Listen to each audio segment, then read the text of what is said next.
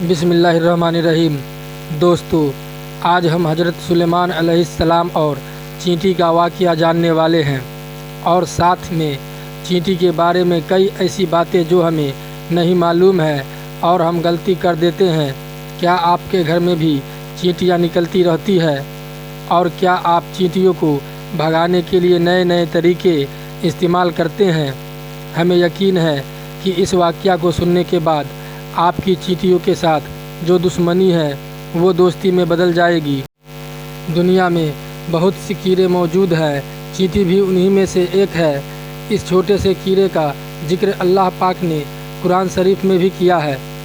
اس چینٹی کے نام پر اللہ پاک نے قرآن شریف میں ایک پوری سورت نازل فرمائی، جس سورت کا نام سورت نمل ہے۔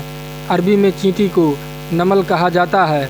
دوستو، جس گھر میں چینٹیاں نکلتی ہے اس گھر کی حقیقت کے بارے میں آپ کو بتاتے ہیں، لیکن اس سے پہلے ایک چینٹی اور حضرت سلیمان علیہ السلام کا ایک واقعہ آپ کو سناتے ہیں۔ کہا جاتا ہے کہ ایک بار حضرت سلیمان علیہ السلام دریا کے کنارے بیٹھے ہوئے اللہ پاک کی قدرت کے نظارے دیکھ رہے تھے۔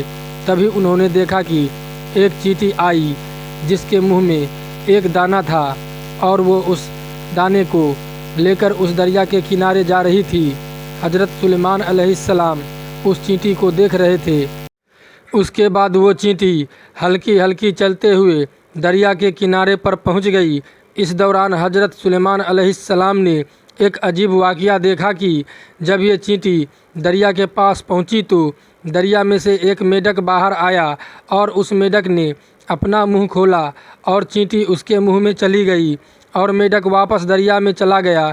یہ سارا معاملہ حضرت سلیمان علیہ السلام دیکھ رہے تھے۔ کچھ دیر بعد وہ میڈک واپس آیا، اس نے پھر منہ کھولا اور وہ چینٹی اس کے منہ سے باہر نکل آئی۔ حضرت سلیمان علیہ السلام نے غور کیا تو انہیں ایک فرق محسوس ہوا کہ اس سے پہلے چینٹی جب میڈک کے منہ میں گئی تھی تو اس چینٹی کے منہ میں دانہ تھا، جو کہ اب اس کے منہ میں نہیں تھا۔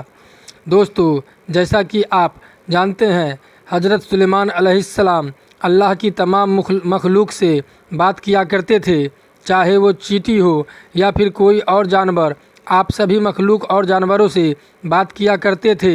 یہ حضرت سلیمان علیہ السلام کا معجزہ تھا جو اللہ پاک نے ان کو عطا فرمایا تھا۔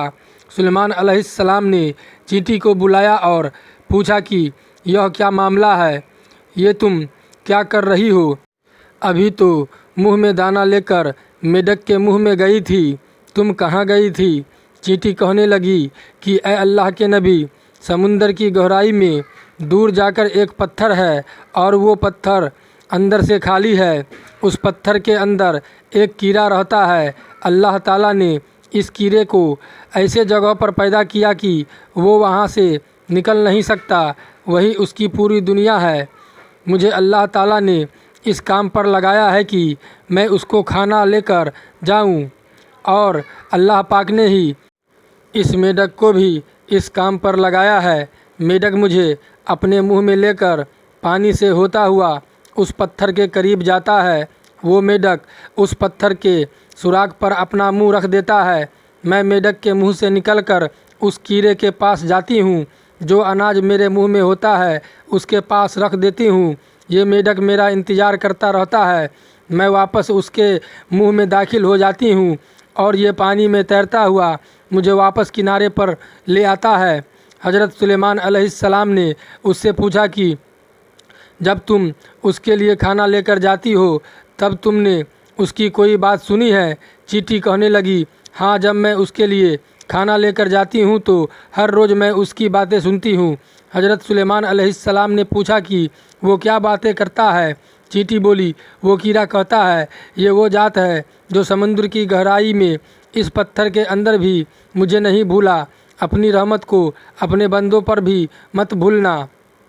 دوستو، یہ تھا حضرت سلیمان علیہ السلام اور چینٹی کا واقعہ۔ گھر سے چینٹیوں کو نکلنا کس بات کی طرف اشارہ ہے؟ تو غور سے سن لیجئے۔